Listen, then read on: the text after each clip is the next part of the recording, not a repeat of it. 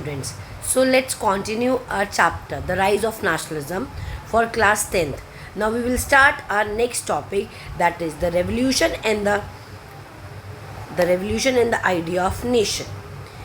इस चैप्टर में बेसिकली इस टॉपिक में हम सब कुछ पढ़ेंगे, जो भी हमारी इंट्रोडक्शन है, everything. The first clear expression of nationalism came with the French revolution. जो सबसे पहला नेशनलिज्म की जो जितनी भी ये देखी गई थी एक्सप्रेशन, मतलब कि देखा गया था कि नेशनलिज्म कहाँ से स्टार्ट हुआ. तो जब भी हम नेशनलिज्म की बात करेंगे तो हमेशा हमें एक बात याद आएगी, दैट इज़ फ्रेंच रेवोल्यूशन. और वो कब स्टार्ट हुआ था? 1789 में स्टार्ट हुआ था French revolution. France, you would remember, तुम आप लोगों को याद होगा कि 9th में आपने प्रॉपर कहते हैं फ्रेंच रेवोल्यूशन पढ़ा था. तो फ्रांस उस टाइम पे क्या था? एक फुल फ्लेश टेरिटोरियल स्टेट था 1789 के अंदर, और उस पर वहाँ पर एक मोनार्क का राज था, और मोनार्क का नाम क्या था? लुइस 16. ठीक है, जिसकी शादी एक ऑस्ट्रेलियन प्रिंसेस मैरी एंटोनेट के साथ हुई थी, as you all remember. The political and constitutional change that came in the wake of French Revolution led to the transfer of sovereignty from the monarchy to a body of French citizen. अब जितने भी changes आए, politically जो changes आए, यहाँ पे constitutional changes आए French revolution के दौरान, तो तब क्या हुआ, क्या चेंजेस आए कि जो भी पावर थी, जितनी भी पावर थी, वो कहाँ चलेगी? सॉवरेन मोनार्की से जितनी भी सॉवरेनिटी थी सारी मोनार्की के हाथ से, जितनी भी पावर थी वो कहाँ चलेगी? फ्रेंच सिटीजन्स के हाथ में चलेगी. और रेवोल्यूशन से पता चला, the revolution proclaim that it was the people. और ये रेवोल्यूशन के पीछे कौन थे?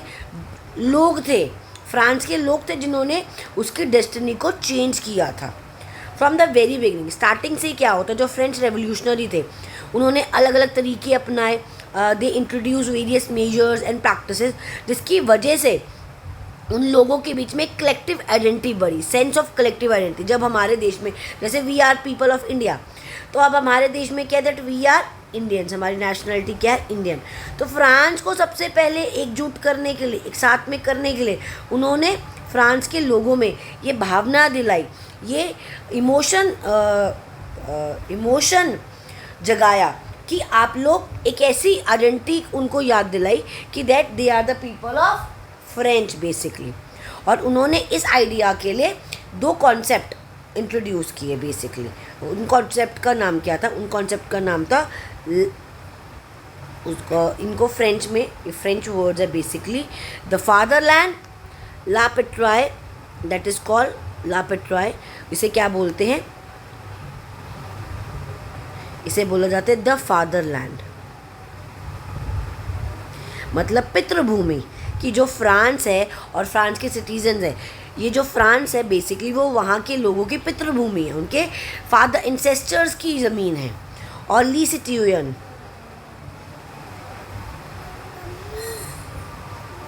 दैट मीन्स द सिटीजन्स, और ये जो लोग हैं ये वहाँ के सिटीजन्स हैं. इन्होंने बोला, emphasise the notion of a united community enjoy equal right. और उन्होंने बोला कि हम सब एक यूनाइटेड कम्युनिटी के नाम पे आगे आएंगे और हम सबको इक्वल राइट चाहिए कॉन्स्टिट्यूशन के अंदर, जिसके लिए उन्होंने बहुत सारे मेजर्स अपनाए. दैट इज़ एक न्यू फ्रेंच फ्लैग इंट्रोड्यूस किया. न्यू फ्लैग इंट्रोड्यूस किया कौन से कलर का? ट्राई कलर का, 3 कलर का.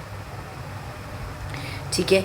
और उन्होंने पुराना जो भी रॉयल स्टैंडर्ड का फ्लैग था उसको उन्होंने रिमूव कर दिया. ये जो न्यू फ्लैग था, इट वाज इंट्रोड्यूस, ये न्यू इंट्रोड्यूस किया गया था, introduced, and this flag replaced the old flag,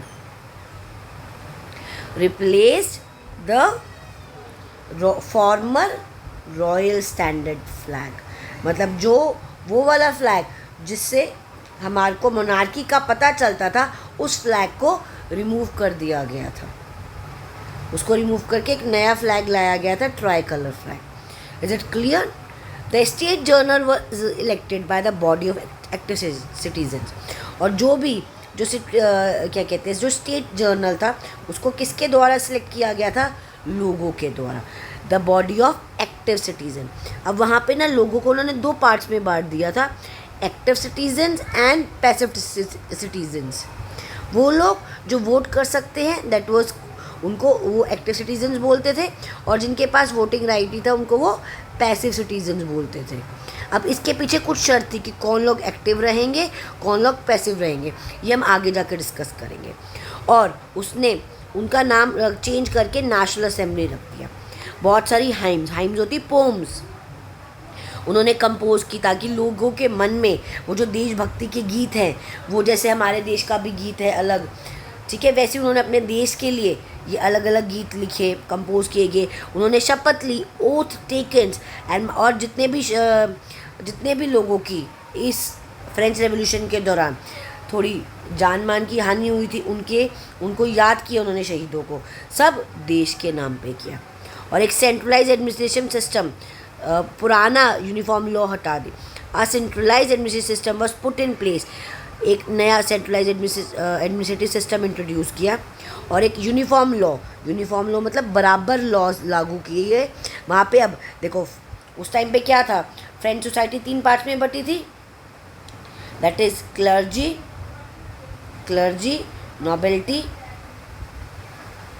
nobility and common man, third state, first state, second state और थर्ड स्टेट। अब ये सब कुछ हटा के उन्होंने यूनिफॉर्म लॉज कर दिए थे, मतलब सेम लॉज कर दिए थे सबके लिए। अब कोई भी स्टेट्स के नाम पे सबके लिए जो अगर रूल होगा, जिसके लिए जो रूल होगा सबके लिए एक रूल होगा, कोई अलग स्पेशल प्रिविलेजेस नहीं मिलेंगी। जितने भी कस्टम ड्यूटीज थे, इंटरनल जितने भी टैक्सेस लगे थे, जितने भी ड्यूज देते वो सब ख़त्म कर दिए, अबॉलिश कर दिए। और जितने भी वेट और मेजर करने का तरीका था वो यूनिफॉर्म कर दिया। फ्रांस में क्या था, अलग अलग जगहों पे अलग अलग वेटिंग का वेट करने का उनका एक अलग अलग उनके क्वांटिटीज़ थी। यू कैन से दैट, कहीं पे कुछ वेटिंग मेजर था, कहीं पे कुछ था, बट अब उन्होंने सब कुछ हटा के एक यूनिफॉर्म सिस्टम रख दिया था वेट का। रीजनल डायलेक्ट्स वर डिस्करेज। देखो अब क्या करते हैं, जैसे हमारे इंडिया में भी ऐसे कि हर रीजन वाइज सबकी अलग अलग लैंग्वेजेस हैं, तो वैसे ही फ्रांस में भी ऐसे ही था कि उधर भी अलग अलग तरह की डायलेक्ट्स थे। तो उन्होंने उस चीज़ को डिस्करेज कर दिया कि अब कोई रीजनल डायलेक्ट नहीं बोलेगा, और फ्रेंच को एक कॉमन लैंग्वेज बना दी गई, और written in Paris become the और कॉमन लैंग्वेज बना दी गई। और रेवोल्यूशनरीज ने डिक्लेयर किया that it was the mission and a destiny, कि ये फ्रेंच लोगों की डेस्टिनी है कि वो पूरे यूरोप को लिबरेट कर सके। कि अगर हम चाहते कि यूरोप में सब कुछ हो तो पहले उनको फ्रांस से शुरू करना पड़ेगा। और this was the destiny of French people that they have started this. और उन्होंने ये सारी डेस्पोटिज्म, ये सारी you can say that conspiracies के अगेंस्ट उन्होंने लड़ाई की, ये मोनार्की के अगेंस्ट लड़ाई की। इन अदर वर्ड्स ये लोग हेल्प कर रहे थे यूरोप के लोगों को कि वो एक नेशन बन सके।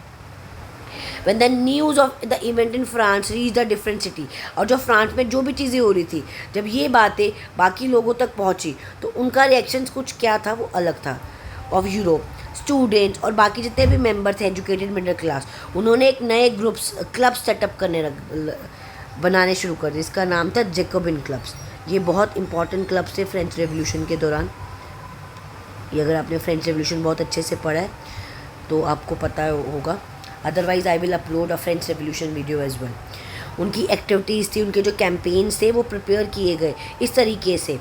The way for the French army, जहाँ भी फ्रेंच आर्मी जाती, चाहे वो हॉलैंड जाती, चाहे बेल्जियम, स्विट्ज़रलैंड, जहाँ भी जाती, उनका बहुत अच्छे से स्वागत किया जाता।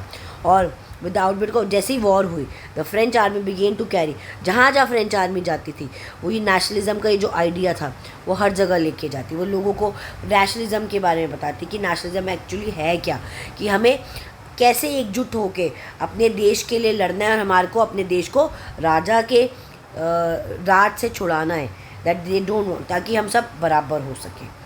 ठीक है, with in the wide swathe of territory that come under his control, Napoleon set about introducing many of the reform that he had already introduced in France. अब उसके बाद नेपोलियन आया था, नेपोलियन ने बहुत सारी चीज़ें इंट्रोड्यूस की थी, पर जब मोनार्की वापस आ गई, Napoleon had no doubt destroyed democracy. जब नेपोलियन आया उसने फिर भी डेमोक्रेसी को ख़त्म कर दिया, बट एडमिनिस्ट्रेटिव फील्ड में उसने कुछ चेंजेस बनाए रखे, जिसकी वजह से सारा जो सिस्टम था रैशनल हो गया और एफिशिएंट, लोगों को ठीक था कि ठीक चल रहा है नेपोलियन। और इसी को सिविल कोड ऑफ 1804 का नाम दिया गया, जिसे नेपोलियनिक कोड भी बोला जाता है और इसका 3 मार्क्स का क्वेश्चन आता भी है, बोर्ड में आ सकता है बेसिकली, ये इंपॉर्टेंट है Napoleon code. Did away with all the privileges, और नेपोलियन कोड के अकॉर्डिंग जितने भी राइट्स उनको बाय बर्थ मिले थे क्लर्जी नोबिलिटी को, वो सारे उनसे छीन लिए गए थे। ठीक है, उन्होंने इक्वलिटी, और नेपोलियन ने एक तो राइट्स ले लिए थे, अबॉलिश, जितने भी राइट्स थे वो सारे हटा दिए। दूसरा उसने क्या किया, उसने इक्वालिटी इस्टेब्लिश की पूरे देश में। क्या इस्टेब्लिश की, इस्टेब्लिश इक्वालिटी को उसने इस्टेब्लिश किया। Third, law and secure the right to property, उसने क्या सिक्योर किया, राइट टू प्रॉपर्टी।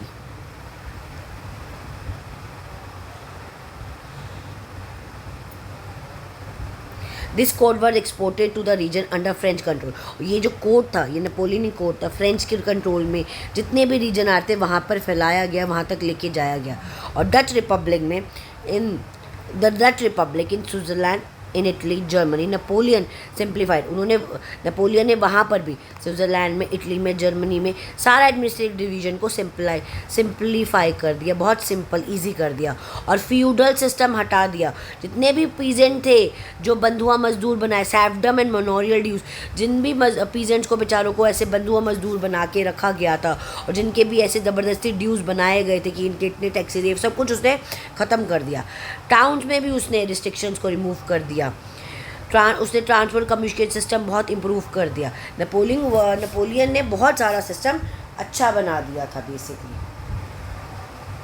ठीक है, इसमें कोई problem. Now peasants, artisan, workers and new businessman enjoy, इन्होंने अब ये सब इंजॉय करे थे एक new freedom, they were enjoying actually. Businessman and small scale producer of goods in particular began to realise, उनको ये रियलाइज़ हुआ जितने भी स्मॉल स्केल प्रोड्यूसर्स थे कि जो यूनिफॉर्म लॉज है और ये स्टैंडर्डाइज वेट और मेजर्स है, इसकी वजह से कितना फ़ायदा हो रहा है उनको। कॉमन करेंसी वुड, जिसकी वजह से वो आराम से अपनी चीज़ों को एक जगह से they can shift one place to another easily, वो अपने गुड्स को, अपनी कॉमोडिटीज़ को एक जगह से दूसरी जगह बहुत ईजिली लेके जाने लगे। उनको पहले नहीं पता था ये सब कुछ, क्योंकि तब ये वेटिंग क्या कहते हैं, स्टैंडर्ड वेट्स नहीं थे, तो दे एक्चुअली जब तक कुछ लागू नहीं होगा तब तक लोगों को पता कैसे चलेगा। तो जब नेपोलियन ने सब कुछ इंट्रोड्यूस किया, then they realise the value of this thing. However in the areas, और जो एरिया उसने कॉन्कर किया था, the reaction the local population to French rule one mix, मतलब वहाँ पे कुछ लोग नेपोलियन के फेवर में थे, कुछ लोग नेपोलियन के फेवर में नहीं थे। स्टार्टिंग में मैनी प्लेसेस जहाँ पे हॉलैंड, स्विट्ज़रलैंड, एज कुछ like certain cities like Brussels, Mainz, Milan, Warsaw, French army were welcome, वहाँ पे ऐसे फ्रेंच आर्मीज को वेलकम किया गया कि उनकी वजह से हमारे देश में आज़ादी आई, हार्बिंगर्स ऑफ लिबर्टी, जैसे वो मसीहा हैं उनके लिए। बट द इनिशियल, बट जो स्टार्टिंग की जो एंथुजियाज़म थी ना उनके बीच में कि हाँ ये सब कुछ बहुत अच्छा हो रहा है, वो ख़त्म हो गई और वो हॉस्टिलिटी में बदल गई। मतलब वो परेशान हो गए कि उनको अब ये पता चल गया जो न्यू एडमिनिस्ट्रेटिव अरेंजमेंट है वो बिल्कुल सही नहीं चल रहा था, पॉलिटिकली सही नहीं चल रहा था।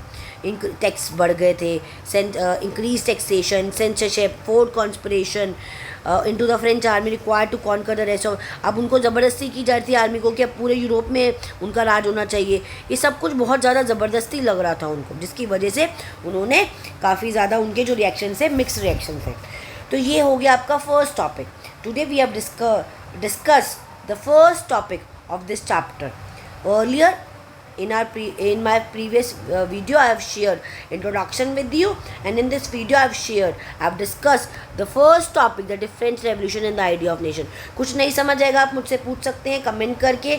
Do subscribe my channel, do comment so that I can, मुझे भी थोड़ा बूस्ट मिले and I can upload more such videos. Thank you. Have a good